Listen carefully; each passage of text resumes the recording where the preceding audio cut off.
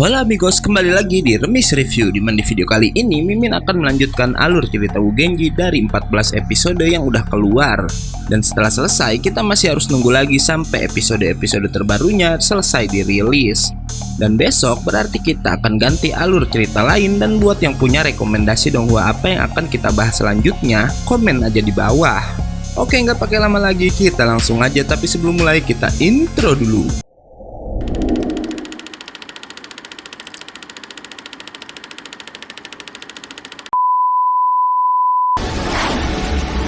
Golden Gauntlet Wugeng yang didukung oleh kekuatan jiwa dari klan Ming ternyata bisa menghempaskan tubuh sang Raja Dewa sampai Tian terlihat terluka dan bilang jika ia terlalu meremehkan kekuatan pasukan pemberontak. Dan saat Tian akan kembali menyerang, tiba-tiba ia terkena serangan seseorang yang bahkan bisa menekan kekuatan ilahinya.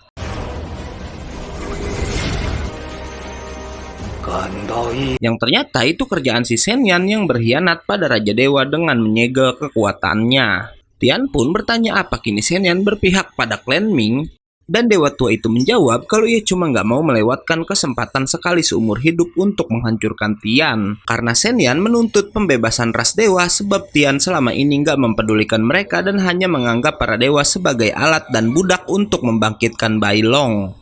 Senyan lalu berkata jika ia yang akan mengambil alih kepemimpinan para dewa dan kemudian bersiap menghancurkan Tian dengan segel dewanya. Sampai-sampai tanah dan gunung yang terbuat dari kristal itu hancur dan mulai berterbangan ke segel yang Senyan buat. Saat semua orang berlarian untuk menyelamatkan diri, Wugeng malah menaiki batu-batu kristal dan berkata jika Senyan adalah musuh yang sebenarnya. Ia lalu melihat Tian yang sangat tenang walau kekuatannya udah disegel dan juga dikhianati oleh Senyan. Tian lalu meraih Bai Long yang udah mencapai batasnya dan akan musnah. Sementara itu, kristal-kristal yang berterbangan tadi membentuk makhluk raksasa berbentuk Senyan yang Bai Long bilang jika Dewa Tua itu berasal dari klan Pangu yang mempunyai dendam kepada mereka. Hingga akhirnya Bai Long pun musnah dalam dekapan Tian. Bai Long. Senyan lalu mulai mendekati Tian dan berkata jika ia akan membalas dendam karena Tian udah membantai klan Pangu pada 100.000 tahun yang lalu. Ia pun lalu mengejek Tian yang katanya Tian yang kehilangan cintanya hanya bagaikan cangkang kosong aja. Hingga kemudian Senyan pun menepuk tubuh Tian dengan tangan raksasanya hingga terjadi ledakan yang sangat dahsyat.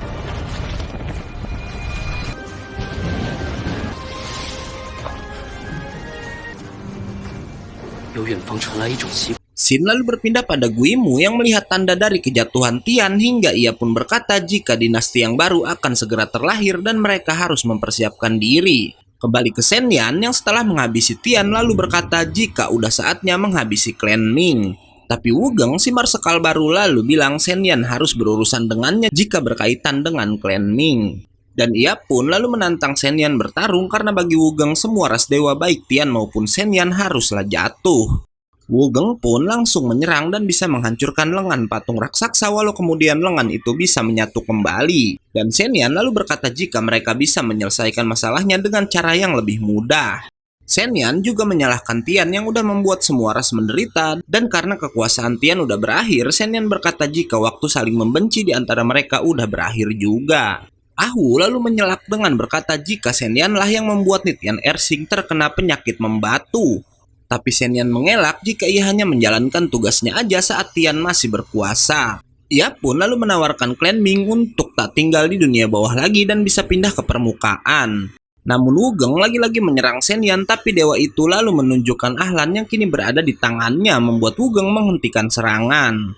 Senyan pun lalu mengembalikan Ahlan pada Wugeng tapi jantung Ahlan udah nggak berdetak karena ternyata Senyan yang memegang jantung gadis itu.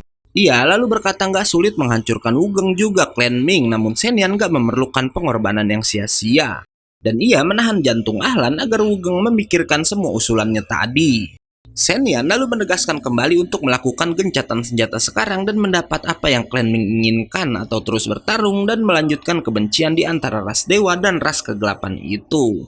Wugeng lalu berkata jika Senyan hanya membuat usulan palsu dan ingin menghancurkan semangat juang semua klan Ming, yang jika diterima pasti akan menimbulkan masalah besar di masa depan. Wugeng juga bilang jika Senyan berpura-pura nggak terlibat kejahatan selama ini dan hanya menyalahkan Tian aja. Namun kekuatan jiwa semua klan Ming sedikit demi sedikit mulai meninggalkan tubuh Wugeng karena semua orang udah terpancing oleh kata-kata Shen Yan. Tak hanya para prajurit, karena sebagian besar jenderal pun udah terpengaruh kata-kata Shen Yan yang katanya akan memberikan mereka kedamaian. Ziyu lalu bangkit dan berkata jika Wugeng ingin bertarung maka ia akan menemaninya sampai akhir. Namun ini bukan hanya perang mereka berdua aja karena Wugeng harus tetap menghormati keputusan semua orang.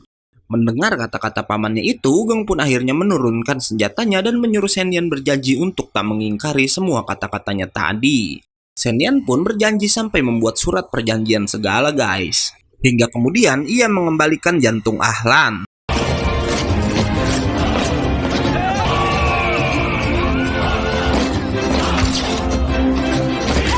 Dan setelahnya semua klan Ming yang senang menganggap Wugeng sebagai pahlawan dan mulai meninggalkan tempat para dewa.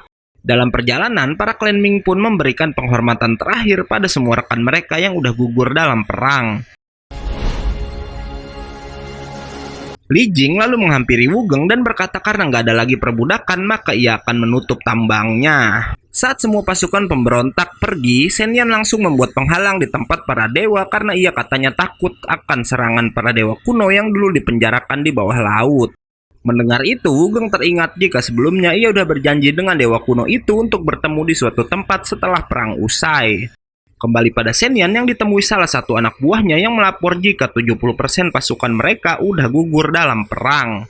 Prajurit itu pun berkata jika di masa depan ia akan membalas dendam pada klan Ming, namun Shen Yan menjawab jika klan Ming udah nggak punya masa depan lagi. Dan bener aja karena di laut perahu yang dinaiki Wugeng dan teman-temannya lalu terjadi hal aneh di mana laut tiba-tiba terlihat menjadi hitam dan ikan-ikan aneh seperti ingin menyerang mereka. Masalah pun gak terjadi sampai di situ aja karena ternyata Shen Yan membuat air terjun mengalir ke arah sebaliknya. Wugeng lalu menyuruh Bai Er mendorong perahu mereka, namun belum juga sampai di atas air terjun perahu mereka pun kembali terjatuh.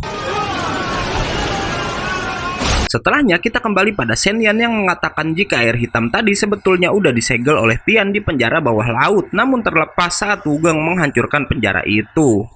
Dan ikan-ikan aneh tadi adalah ikan yang udah terpengaruh oleh air hitam tersebut yang dinamakan dengan ketiadaan. Yang katanya bahkan Tian pun akan merasa gelisah karena tekanan kekuatan dari ketiadaan itu.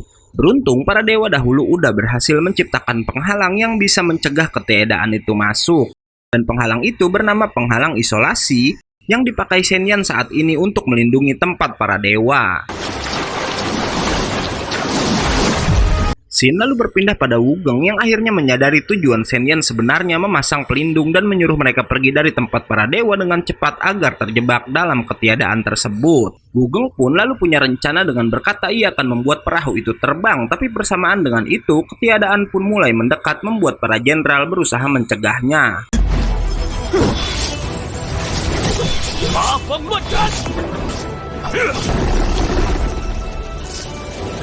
Wugeng lalu menyuruh para prajurit membuang barang-barang untuk mengurangi beban dan setelahnya meminta Li Jing menggunakan kekuatan tinjunya untuk menjadi penyangga seluruh badan kapal.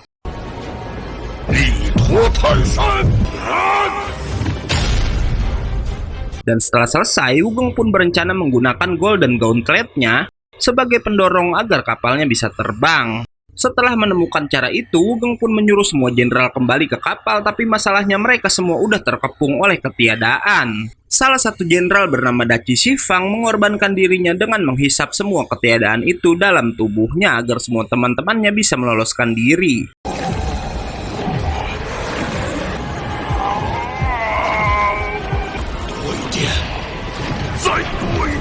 Daci Shifang yang udah nggak kuat menghisap ketiadaan tersebut pun akhirnya meledak di tempat itu.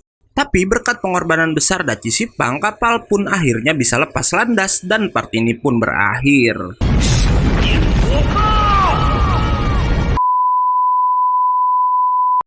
Oke, karena videonya udah habis, gue undur-undur dan Remis Review pamit.